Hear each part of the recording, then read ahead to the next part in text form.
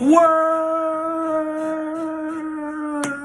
You know it is your boy Cam 1111, YouTube's Rookie of the Year, and I'm back with an absolute banger. Shout out to Fantastic Hip Hop for another banger. One of my favorite channels to watch and bring over here. And let's really get in, let's really engage. Let's really discuss some of the stuff that's going on in culture, pop culture, and rap.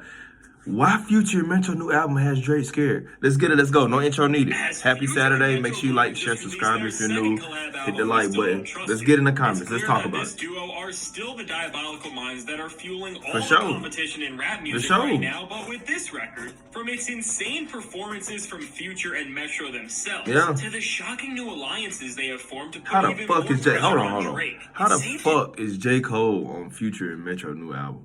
We'll talk about that.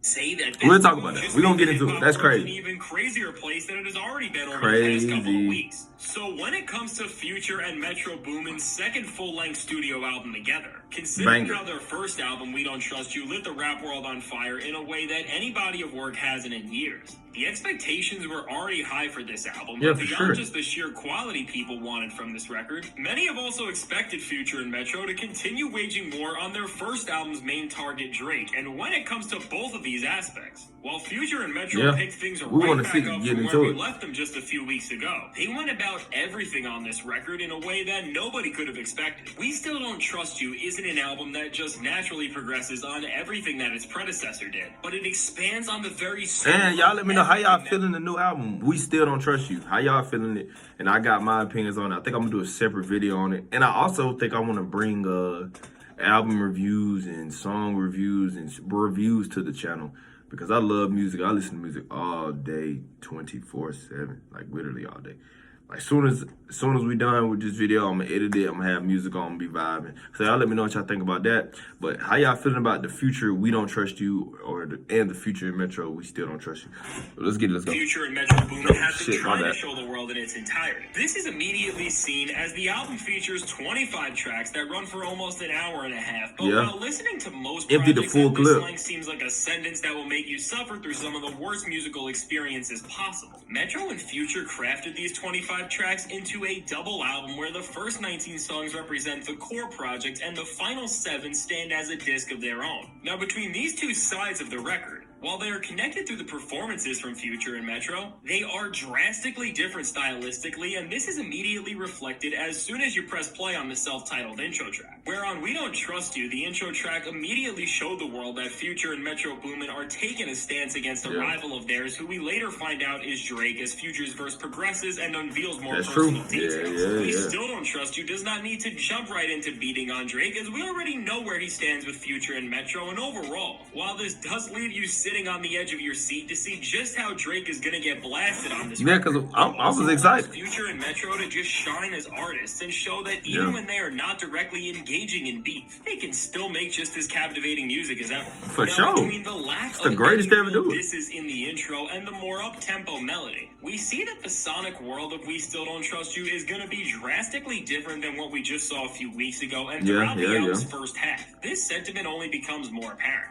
Future and Metro Boomin do not stir up much controversy on the front half of this album, and through Metro's softer production... because we're not there for the beef or controversy. We don't make the shit for attention, bro. We making really good music. We making really good material. Like, we don't give a fuck about no beef. We just had to let y'all know, like, yo, I know everybody think we love Drake, and Drake is the guy, this and that. Man, we ain't fucking with that nigga, man. That's how we feeling. We not fucking with him. Like, he weak as hell. He do a lot of petty bull. He lead with emotions, act like a female. We not rocking with him. So now you come to the second album, yo, bro, we don't really care about that. If y'all want to come over here and diss him, y'all come diss him, but we ain't really. We on some other shit.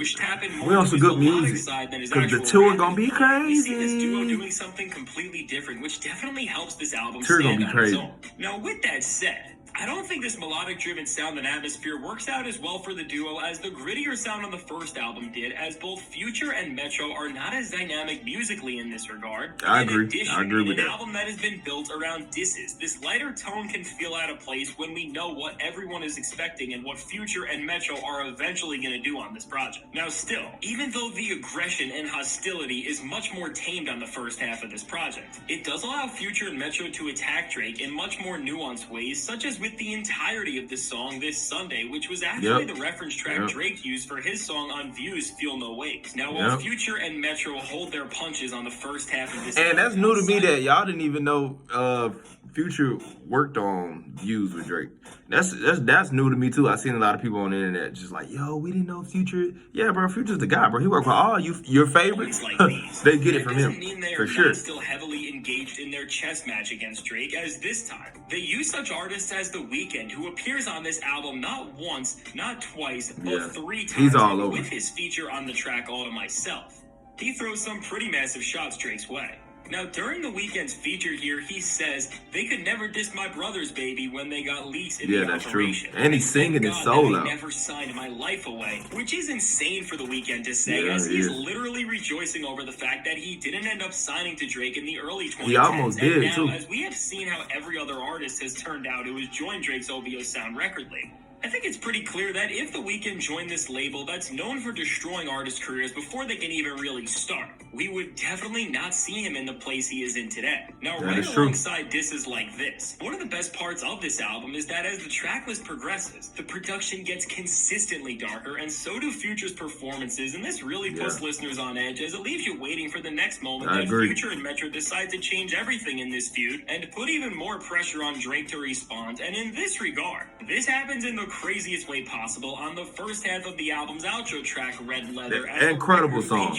Incredible song. Was supposed to be Drake's right-hand man in this beef, J. Cole. Now, J. Cole has really had one of the craziest weeks of his entire career. And let's really address that. Cole.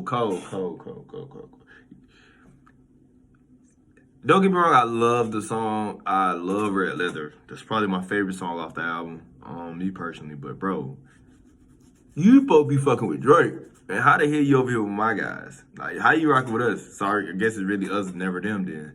I don't know what Cole doing. Cole doing his thing though, bro, but I still don't rock with him. He has now switched teams in this feud. That shit looks crazy. Drake's biggest rivals, and perception becomes reality, y'all. It's not like that shit looks crazy. It seems like Cole could have addressed all of the controversy surrounding his recent forfeit to Kendrick. No, for real, he could have. Now, over a gloomy instrumental, see a version of J. Cole that we have not seen in years, as he's not bragging or saying he's the best rapper in the world. Hell nah. Instead, is speaking to us from a much more somber place where he's much more introspective, and as we see Cole loosely navigate his thoughts, he says, my energy was never on some toughest crazy. I was just a conscious rapper.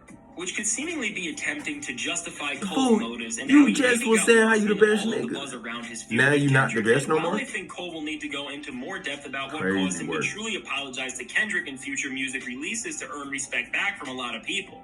This was about as enjoyable as a verse you could get from him at this point, but beyond what this represents for Cole himself, the fact that Future and Metro Boomin were able to get the guy who Drake just did an entire tour with on this album has just given them another point against Drake, as it shows just how diabolically of a level they are operating on in this beat. Now, while the first half of this album does all this, what really defines this project as a whole and will dictate what happens in this feud going forward is what goes down on the second half of the project, as Future and Metro don't just make even more insane moves that back Drake into a corner. But beyond this, instead of letting somebody like Kendrick Lamar fight Drake in the battle of the big three, Future decides to handle it himself as he delivers one of the most inspired and hungry performances of his entire career. As soon as you hear the intro track on this half, number 1, which features Noriega talking about how Future turns the big three into a fantastic four. And no, that's not Nori. That's not Nori. That's Charlamagne the God. That's Charlamagne the God. That's not Nori. That's Charlamagne the God. Out of him, Kendrick, no, that's not a real mistake. We are thrown into an atmosphere that we have never seen from Future before, as he isn't just trying to make the craziest bangers, but he is trying to show that he is one of the best rappers of our time firsthand. Between the insane performances from Future, where he's more commanding, lyrically sharp, and dynamic, to the production, which isn't just handled by Metro, but also some of Future's other most iconic collaborators, including Southside, Wheezy, and Honorable C-Note.